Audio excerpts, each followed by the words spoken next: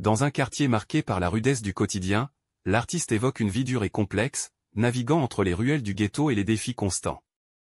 Imprégné de l'alcool russe et du parfum de la marijuana, il cherche refuge dans ses échappatoires pour apaiser son insomnie persistante, soulignant ainsi la nécessité de multiples joints pour trouver le sommeil.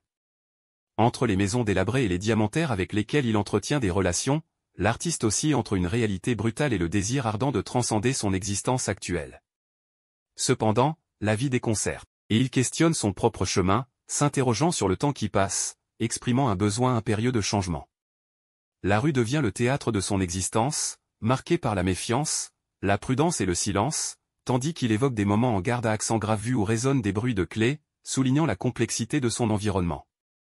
Regrettant certains choix de vie, l'artiste ressent la pression du succès imminent et cherche à remplir ses sacs avant que l'élan ne s'essouffle. À travers la fatigue palpable dans ses paroles, il cherche la clarté spirituelle, invoquant des prières dans un contexte de réflexion profonde. Le récit se déroule comme une chronique de son parcours depuis les bas-fonds, avec une évolution personnelle, des sacrifices, des histoires difficiles, mais aussi une gratitude pour la vie persistante. L'artiste se positionne comme un narrateur de son quartier en mutation, des rues obscures aux lumières des casinos de Monte-Carlo, symbolisant la métamorphose de son propre destin. À travers ses paroles, il célèbre la persévérance malgré les obstacles, la responsabilité envers la famille, et l'importance de rester humble face au succès naissant.